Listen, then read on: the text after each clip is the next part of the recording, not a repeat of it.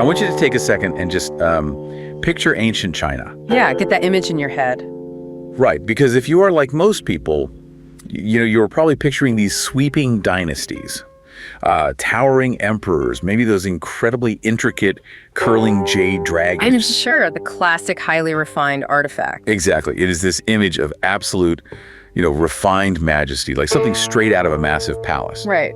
But what if the true origins of that entire culture, that whole aesthetic, what if it predated all those emperors by thousands of years? Oh, it actually does. Yeah. And what if it didn't start in a grand palace at all, but in a remote, muddy river valley up near Siberia? It is a pretty wild contrast. It really is. So today on this deep dive, we are looking at some fascinating archaeological evidence from a site called Xianshan. Which is way up in Heilongjiang province. Right. We are exploring how a Neolithic society over 9,000 years ago mastered one of the toughest stones on Earth and essentially invented the cradle of Chinese jade culture. And in doing so, they totally reshaped our understanding of early human ingenuity. They really did. Okay, let's unpack this. Yeah. Because this fundamentally changes the map, doesn't it? Oh, absolutely. To really grasp what happened at Xianshan, we basically have to throw out the traditional historical timeline. Because we had a totally different idea before this. Right. For generations, the origins of Chinese jade culture were placed much later in history. They were usually tied to the more central established agricultural societies, the ones we already knew a lot about. Famous ones. Exactly. But the carbon-14 dating from the primary jade-producing layers at this site, it drops us squarely into a window of 9,200 to 8,600 years ago. Which is, that is around 7,000 BCE. Yeah. It is a massive jump backward. Basically a full millennium earlier than previously thought. Yeah, at least a millennium, yeah. And it is not just the timeline that completely upends the narrative. It is the geography. Right, the location is crucial. Because I always assumed this kind of foundational cultural hallmark, the aesthetic that eventually defines an entire civilization, I assumed that would start right in the center of ancient China. Sure, that makes intuitive sense. Right. So discovering that this tradition started way up in the far northeast by the Ussuri River, it is like finding out the modern tech revolution didn't start in Silicon Valley, but in a remote fishing village in Alaska. That is a great way to put it. And, that geographic isolation is actually key to the whole story. Really? How so? Well, the archaeological record traces a very clear migration of this early, what they call the Jade Ring culture sphere. It moves outward from that remote origin point. So it spreads from the northeast. Exactly. It starts at Xianshan, which archaeologists actually refer to as the first dawn, and over the centuries, it migrates southwest. Okay. So we see it hit the Xing-Longhua culture near Inner Mongolia around 8,000 years ago, and eventually it evolves into the Hongshan culture. Oh wait, the Hongshan culture. Those are the communities famous for those C-shaped dragons, right? Yeah. Yes, those are the ones. Those really intricate, almost, alien-looking animal carvings. Yeah, the craftsmanship does become incredibly elaborate and ritualistic by that point, but the tradition keeps moving. It doesn't stop there. No, it tracks across the northern plains to a northwest hub, specifically the Kijia culture, near the beginnings of the historic Silk Road. Wow. Yeah, and there, the jade takes on a larger, more utilitarian look. Then it sweeps all the way down to the Yangtze River Delta, right into the Liangsu culture. Liangsu, who were essentially the ancient world's jade superpower. They really were. Like, they were making those massive square tubes, the Kong, and those giant circular discs known as Bai. Exactly. And if we connect this to the bigger picture, this isn't just a list of ancient sites we are rattling off. Right, it is a movement. Yes. We are watching a prehistoric aesthetic essentially go viral. It starts in the harsh, remote northeast. But as populations interact, whether through early trade networks or intermarriage, the idea of jade as a sacred material travels. It catches on everywhere. It flourishes. It hits the fertile river deltas, becoming the spiritual backbone of early civilization. It even reaches all the way down into southern China, into Guangdong, with the Shixia culture. So they're completely blanketed East Asia. Completely, transforming from a highly localized tradition into a universal language of power. Which makes it completely wild when you actually look at the artifacts that started it all. Oh, for sure. Because if you go into this expecting to see those elaborate Hongshan dragons or, the complex Liangsu faces, you are going to be shocked by what you actually find in these 9,000-year-old dirt pits. It is not what you expect at all. Not at all. It's just stark, unapologetic geometry. It is pure minimalism. The artisans at Jionanshan, they were working primarily with green or yellowish-green nephrite jade, and their focus was entirely on smooth, polished surfaces, simple, profound shapes. No dragons. No dragons. There was no desire to carve a complex animal motif or, cover the stone in intricate patterns. You just wanted the stone to speak for itself. Exactly. The goal was to showcase the inherent beauty of the material itself, its depth, its color, and especially its translucency. And one of the most iconic shapes they produced, the source talks about the Jew. Right, the Jew. It is a slit ring. So if you are listening, imagine a perfectly smooth circular disc with one incredibly precise slice taken out of the side. A very clean cut. Yeah. And archaeologists believe these were used as ear ornaments. Which is amazing. And just the ability to conceptualize and then execute a uniform circle with a clean, deliberate geometric cut at that stage of human history, it is staggering. It really is. We also see tubular beads in the site, which would have been strung as necklaces or sewn directly onto garments, plus flat pendants and notably spindle whorls. Right, the spindle whorls, which implies they were weaving textiles. Exactly. And that points to a somewhat settled society, right? They aren't just constantly running from predators, they're weaving clothes. This shows a level of stability, yeah. But I have to bring up the axes. Ah, the jade axes. Yeah, they found jade axes and adze at this site. And the crazy thing is, they were highly polished, absolutely pristine. Completely untouched. Wait, hold on. If you are a Neolithic survivalist society, why go to all the trouble of making a perfectly smooth, razor-sharp axe if you're never going to use it to chop wood? It seems counterintuitive. Right. These things had zero wear and tear on them. So what is the actual point? Well, that pristine condition is actually the most vital clue we have about their social structure. Totally. Because it means these functional tools had transcended their original purpose. They were purely symbolic. Oh, I see. Think about it. You don't spend months polishing a jade axe just to chop down a tree. You polish it to prove to everyone else in the tribe that you have the authority to command the people who do chop down the trees. Oh, wow. So it is a flex. It is a massive flex. It is an early, undeniable marker of status. Okay, but this brings us to the actual engineering miracle of it all. The cutting process. Yes. Understanding that they made perfect geometric circles and these pristine status symbol axes is one thing. But when you look at the physical properties of nephrite jade, you just hit a wall. It is remarkably tough material. How are they cutting this stuff 9,000 years ago without metal? That is the million-dollar question. Because nephrite is incredibly unforgiving. Right. It is densely packed with interlocking mineral fibers. So on the Mohs scale, which is simply the metric geologists use to measure how easily one mineral can scratch another, nephrite sits between a 6 and a 6.5. Okay, and just to give some context for that number. Sure. Window glass is about a 5. Standard steel is around a 5 to 5.5. Whoa.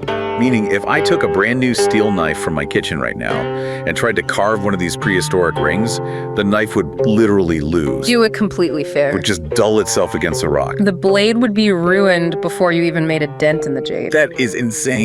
So these Neolithic artisans had to develop a technique based on the principle of using stone to attack stone. But they weren't just bashing rocks together hoping for the best, right? No, not at all. Their primary cutting tool wasn't solid, it was liquid.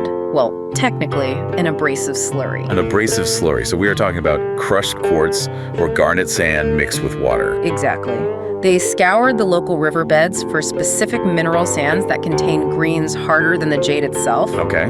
The entire carving process was essentially an exercise in extreme, highly controlled abrasion. And this is the part I honestly just struggle to wrap my head around. Yeah. Because to saw a block of this super hard jade, they used string. Yes. String saws. Animal sinew or twisted plant fibers. They would coat that string in the wet, abrasive sand slurry, and then two people would sit there pulling the string back and forth across the stone. Hour after hour. It is the world's earliest sand rope cutting technology. Trying to picture this, it is like trying to cut through a solid brick using nothing but dental floss and a handful of beach sand. That is a perfect analogy. And the physical and mental endurance that demands is almost impossible for us to relate to today. I would lose my mind. Most of us would. But the key is that the string isn't doing the cutting. It is just a flexible carrier. Right, it just holds the sand. Exactly.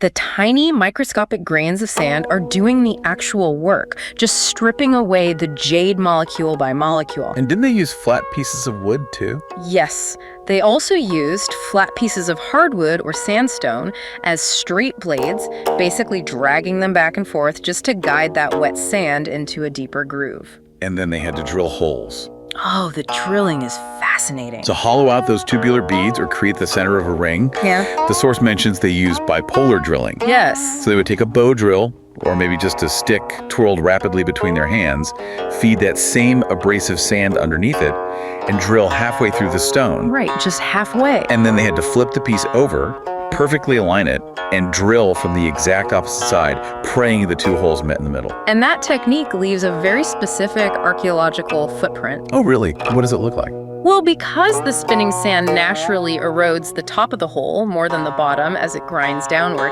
the resulting holes are funnel-shaped. Oh, I see. They are wider at the surface and narrow where they meet in the middle. And when you look at these artifacts under magnification, you can actually see the tracks left behind by those string saws. You can still see the marks. Yes, those slight irregularities, the tiny grooves, they are the absolute hallmark of authentic Neolithic handcrafting. It is basically a fossilized record of human labor. And cutting it was only step one. That was just roughing it out. Right. Once they had the rough shape, they had to polish it.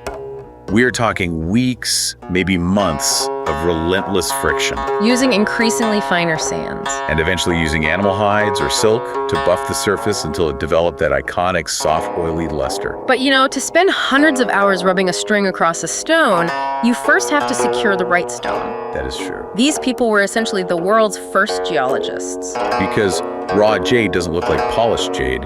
It just looks like a rock. Just a dull, weathered boulder. So how do you find it in the wild? I mean, how do they know? They utilized 3 primary sensory tests. Okay. First, density. Nephrite is remarkably heavy compared to standard river cobblestones. You feel the difference instantly in your hand. So it is noticeably heavy. Very noticeable. Yeah. Second, sound. Sound. Yeah. If you strike a rough boulder of jade with another rock, it doesn't give you a dull thud. It produces a clear, resonant, almost musical ring. The singing stone. Exactly. I love that image. Yeah. Just walking down a muddy riverbed, tapping rocks with a stick until one literally rings back at you. It is brilliant in its simplicity, really. Yeah. And their third test was translucency. Okay, looking for the light. Right. They would chip a tiny corner off a suspected boulder or hold it up to the sun, just looking for that characteristic inner glow. Here's where it gets really interesting, though. Finding the stone. The supply chains. Yes. The geological analysis shows they had 3 main supply chains. Yes. The first one makes total sense. Local river jade from the Ussuri River. These are placer deposits. Which just means boulders that eroded from mountains over millions of years and washed downstream.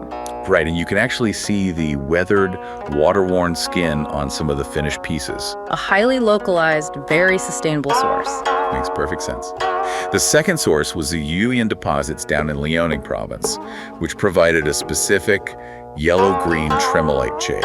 Right, which is a bit of a trek, but geographically manageable. Manageable, sure. But the third source, I have to pump the brakes here. It is a big one.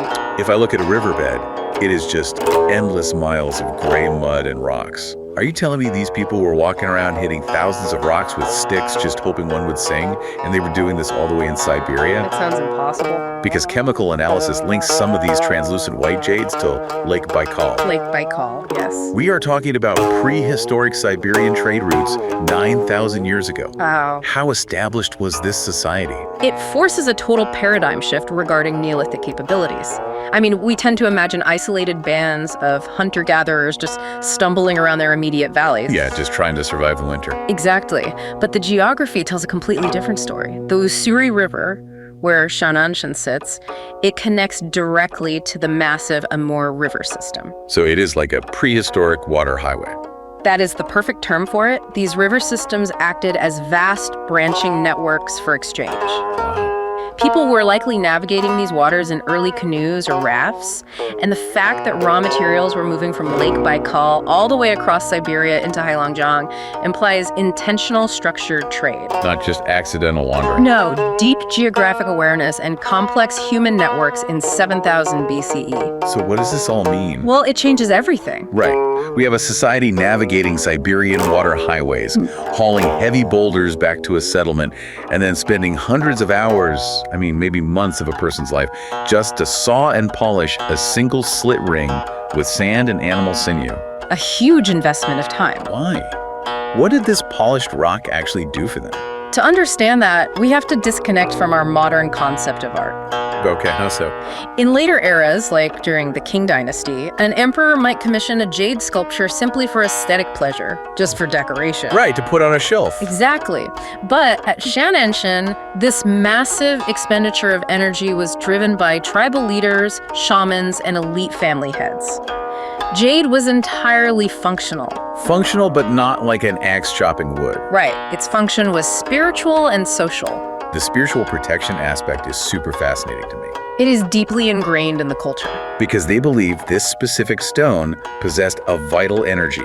It wasn't just pretty, it was alive. Yes. Those Jew slit rings we talked about earlier, finding them positioned near the ears of the deceased in burial pits, strongly suggests they were worn in life as amulets. Yes, actively protecting the wearer from malevolent spirits. And beyond the spiritual, the source says it operated as an instantaneous visual language. Which is crucial in a Neolithic society without written words. Right. A polished jade bead sewn onto your clothing immediately communicated your identity. It told strangers or rival groups whether you were a skilled hunter, a healer, or community leader. So it is the glue maintaining the social order. Exactly. And that order apparently didn't end with death, because the vast majority of these jade artifacts were actually recovered from burial pits. Yes, they were funerary offerings. The belief was that placing jade with the body ensured you maintained your high status in the next world. Right.